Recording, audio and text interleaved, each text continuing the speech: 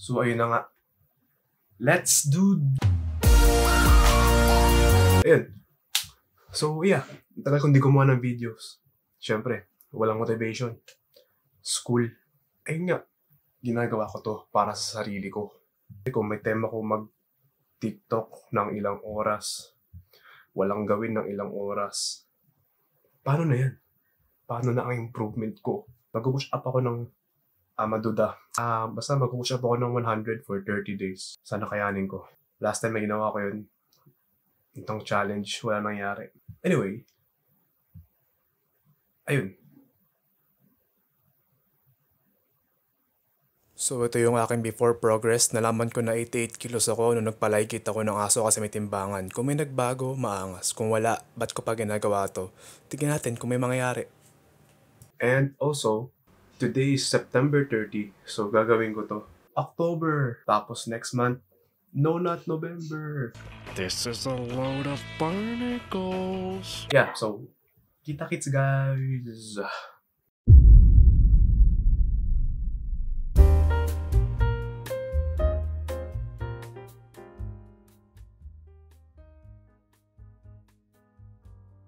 $20 pa lang, ayoko na. Dati kaya ko 40, dire-diretso. Ngayon, 20. So yeah, papakita ko lang na natapos na ako. Basta update nyo na lang guys. Nasa ano pa lang ako, 40.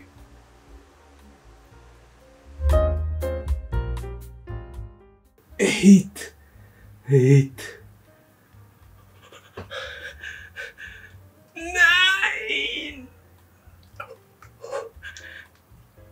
10.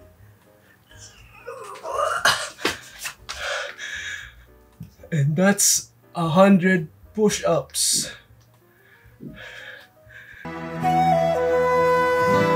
Day 1 complete. Thank you for watching. Ayoko na. Just kidding. Discipline. Compared sa day 1, yung pagod ko ng day 2 to 4, grabe. Yung fatigue ko, hinahabol ako. Ang sakit ng chest ko, ang sakit ng shoulders ko. Grabe talaga yung inaabot ko, ang tagal ng oras. Tignan mo kung gaano ako kapagod.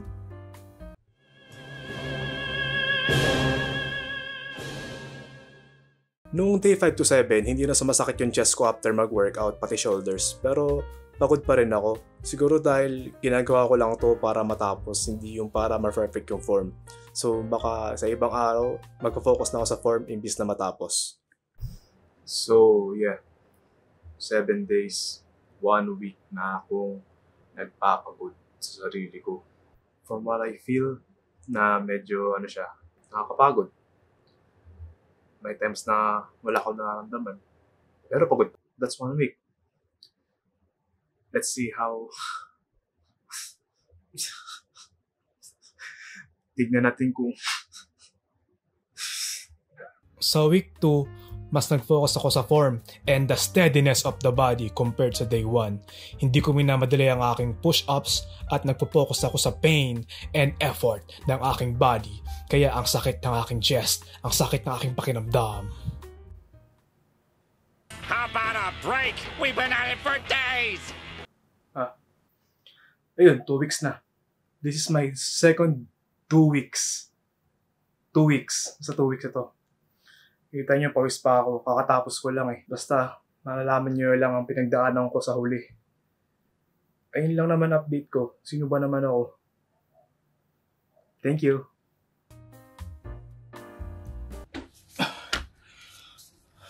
Alam mo, mas madali pa tumakbo ng candidacy kaysa sa ginagawa ko eh. Di lang halata pero may pinagdadaanan talaga ako. Bagong gupit! Rest in peace kay Liam Payne. Kahit saan mapunta, kahit saan mapadpad, ginagawa ko ang challenge ito. Hindi ako nakikipagbiruan sa sarili ko at hindi ako nakikipagbiruan sa inyong lahat. So, week 3.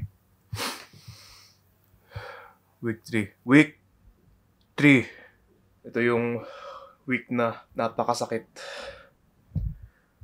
Kasi masakit. 1 more week na lang. Tapos na tayo. Salamat sa pagsubaybay at sa pag-support. Naburyo na nga ako sa kaka-push up. Gusto ko lang kumain ng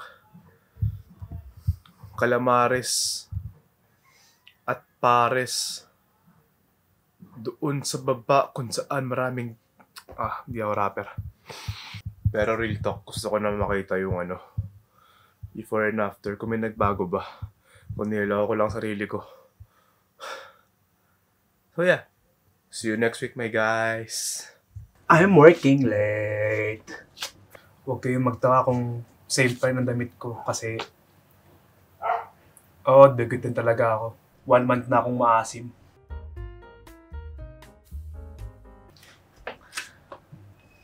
Ouch! Aray! Aray! Aray! Aray!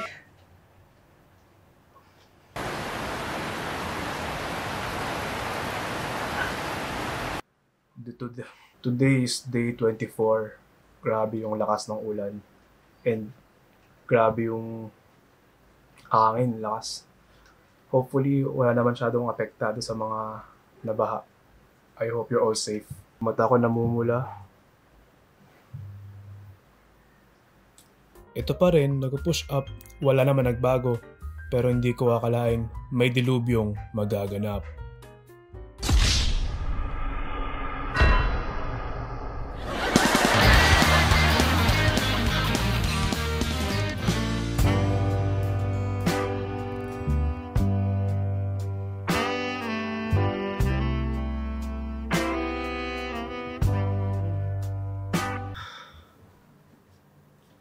Sakit.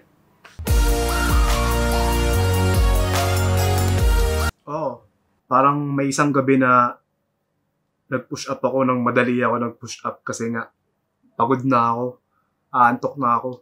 Hindi ako pwede matulog nang hindi nag-push up. Paano na mga naniniwala sa akin? Paano na ang mga nagtiwala sa akin? Paano na si Liam Pay? Sakit. Sakit pag ini-stretch. I'm not joking. Titigil ba ako? Hindi. Ilang araw na lang tapos na ako. Kung masaktan ako manala, palag. Can't stop this. I am the best in the world. I am the strongest. Masakit siya. Pero di ako titigil. Dinadaan-daan ko lang siya. As a nursing student, I advise na wag yung tularan ako. Pero, wala for the content Passion is my passion So, passion. Follow your passion. Sabi nga si Saitama. Si Saitama nag-push up. Tumutunog-tunog na ang kanyang joints. Tumigil ba siya? Hindi. Hindi. Si Rocky Balboa. Sinapak niya ba ang karne para tumigil? Hindi. Si Michael Jackson. Hihi! Dahil nga masakit yung aking shoulder, I tried my best na idahan-dahan lang talaga. Yung sobrang bagal. Parang pagong. Pakibilisan nga. Bagal naman nito. Ito na, skip na natin to. Bahala siya dyan.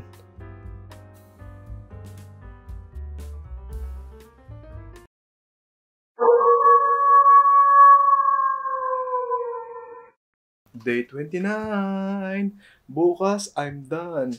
Masakit pa rin ang shoulder ko. Pero kita mo naman kung gaano ako kaingat sa aking pag-push up.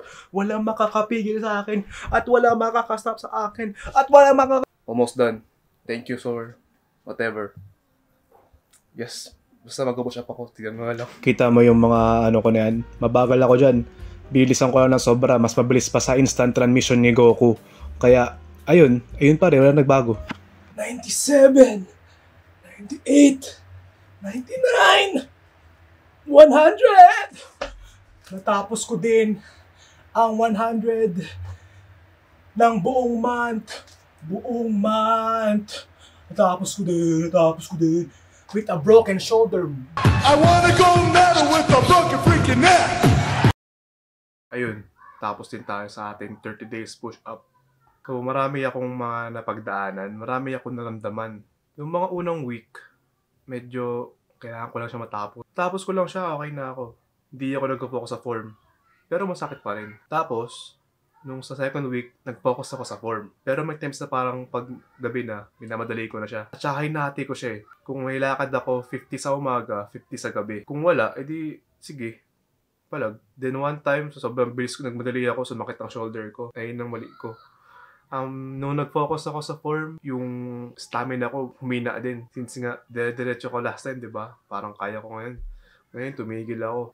Focus ako sa form. Sumasakit niya yung chest ko, pero parang hindi ko kaya mag-bente ng tuloy-tuluyan. Dahil nga masakit pa yung balikat ko. Tsaka may mga natutunan akong tricks. Parang ito, panis, ayan pa. Tsaka ito, ayan pa, Kala mo, ayun na naman ang nagawa ko. So, pwede na. Pwede ko kang tapusin to. Ito yung aking after. Tigas ng dede ko, hindi mo lang feel, pero hawakan mo. Try mo hawakan. I dare you. Tigas yan. Parang nagbago kasi in the end talaga, kailangan mo mag-overload and mag-diet. Yung diet ko naman kasi sira-sira eh. Pero bumaba yung aking timbang, naging 85 kilos. Surprisingly. At ayun, walang nagbago. Yung buhok ko lang nagbago at saka yung angle ng camera at saka yung posing. Talagang need mo lang talaga mag-diet. Huwag tularan yung ginawa ko na kakain ng onti, this next day, boom! Ang lupit. Kaya, yun lang naman. Thank you. Pwede na i-export sa wakas. Oy! Baka. Sino ka? Sabi mo, buong month, 31 pa lang. Tapos ko naman na ang 30 days Huwag mo ko gawa ng dahilan. 31 pa lang. Baka. Tapos ko din ang 100 ng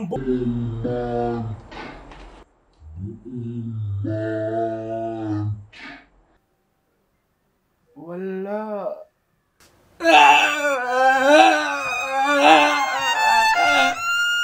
Ayun guys, tapos na talaga ako. Tapos din talaga ako, legit. Tulig na yan.